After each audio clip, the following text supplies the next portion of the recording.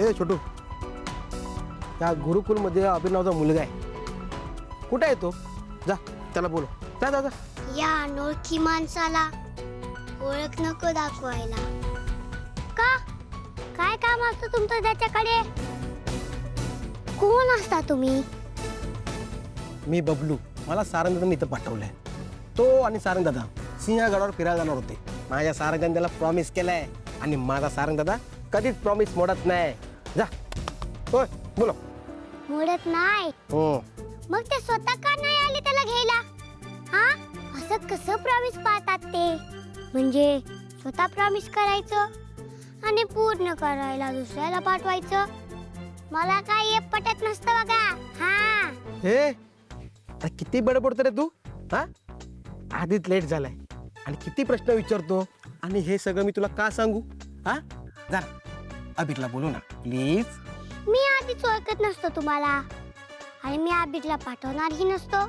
चला निघा इथून, निघा चला. ए अबीर, अबीर, हो काका. अरे इथं येऊन बसलायस होय तू? अरे फोन दे की माझा. साहेबांनी मला दुसरं काम सांगितलंय.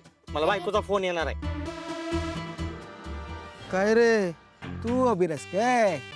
मग मगाचपासून मला गोल गोल गोल गोल का फिरवतोयस? गलगल गलगल. हा, मी आबिर असतो तरी पण मी तुमच्या सोबत येणार नसतो. आपण याच्या आधी कधी भेटलो नाही. तुम्ही कोण असतात? मी तुम्हाला ओळखत नाही. हल्ली लहान मुलांना पकडून नेणाऱ्या डोळ्या फिरत असतात. हा, मी रोज न्यूज बघतो. तुला माझ्यावर विश्वास नाही ना? नाही. सारंगाकर विश्वास आहे ना? थांब, मी त्याला फोन लावतो. काही उपयोग नाही त्या फोनचा. मी मगाचपासून बबन काकांच्या फोनवरून सुपर हिरोला 100 वेळेस फोन लावलाय. फक्त ती बाई not reachable, not reachable, not reachable म्हणत राहिली. ते नॉट रिचेबल तुमच्यासाठी. बबलूसाठी सगळे अवेलेबल असतात. सारंग दादा. पोचलास का गुरुकुलात? अरे मगाशीच पोचलोय. पण हा तुझा मित्र अभिर आहे ना, अरे मला तो किडनॅपर समजतोय. अरे हा, त्याला सांगायलाच विसरलो मी.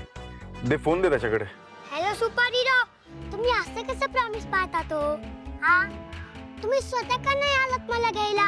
अरे सॉरी ना अबीर.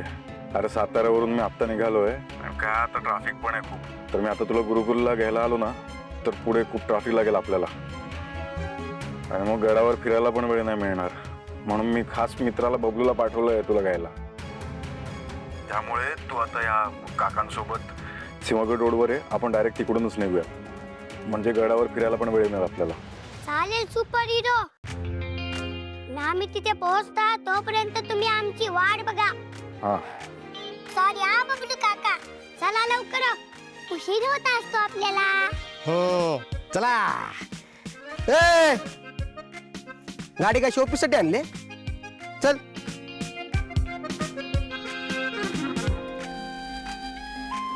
ए चल बस.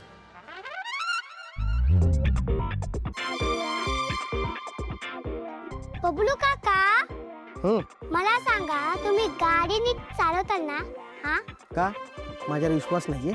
नाही तसं नाही हो. तुमचे पाय बघा ना, जमिनीला पोचत नसतात. ए चल बस. पाय पोचत नसते म्हणते.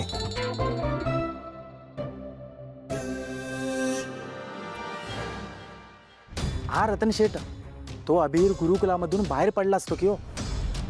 नाही नाही, एकटा नसतो की हो, सोबत एक माणूस पण असतो. ते दोघं गाडीवरून निघाले असतात. हां हां हां ठीक आहे, मी त्यांच्या मागेच लगेच जातो. चला ठेवतो.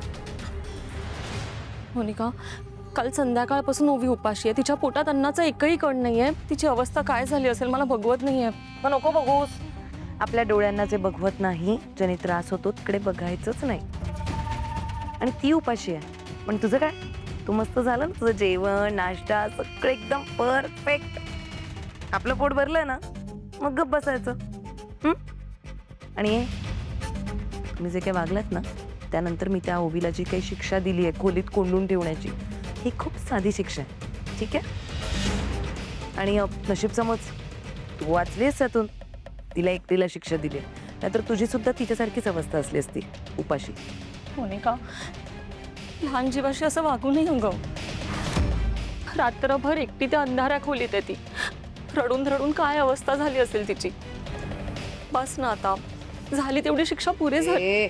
शिक्षा बाज झाली की नाही हे या घरात फुकट राहून दिवस काढणाऱ्यांनी नाही हा ठरवायचं. शिक्षा कधी पास होणार हे फक्त या घरची मालकीण ठरवू शकते. म्हणजे कोण? मी.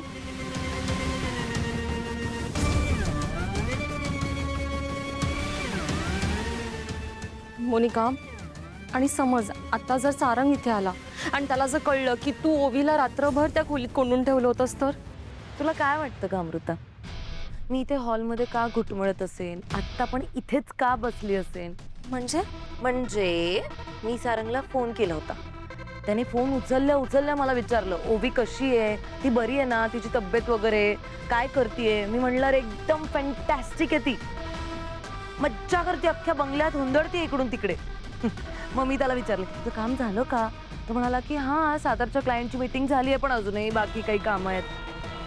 मी म्हणलं बाप रे, म्हणजे तुला संध्याकाळ वगैरे होईलच ना? तो म्हणाला हां, म्हणजे संध्याकाळ होईलच. संध्याकाळच्या आधी सारंग काय घरात पाऊल ठेवत नसतो, तोवर मी मज्जा घेणार, त्याची लेक माझ्या ताब्यात. म्हणजे तू संध्याकाळपर्यंत ओवीला त्या खोलीत कोंडून ठेवणार आहेस? मोनिका, ऐक ना प्लीज, तिला मला 2 घास तरी भरवू देत प्लीज. असं नको करू. अमृता अगं, 2 टाइमचं नाही खाल्लं तर कोणी मरत नाही ग लगेच. कधी कधी उपाशी राहिलेलं बरं असतं. हेल्दी फास्टिंग आहे. मी हेल्दी शिक्षा दिली आहे तिला, तिचं बलच होईल या शिक्षेनंतर. हा, तिला दिलेल्या या शिक्षेमुळे जर ती घाबरली असेल तर मग माझ्यासाठी चांगलंच आहे ना. इथून पुढे गाण्याच्या क्लासचं नाव घ्यायला सुद्धा घाबरेल ती. पण मोनिका ऐक ना प्लीज. ए बाई, उत्तर देते म्हणजे बोलतच राहणार का तू? पिरपीर पिरपीर पिरपीर, डोकं दुखायला लागलं माझं बोलून बोलून. जा आता तुझ्या फेवरेट जागेत आणि माझ्यासाठी कडक कॉफी घेऊन ये. जा. तुला पण कोंडून ठेवू का तिच्यासोबत त्या खोलीत? हा, तोंड काय बघतेस? जा म्हणलं ना मी. अच्छा, मराठी भाषा कळत नाहीये का? इंग्लिश मध्ये सांगते, लीव.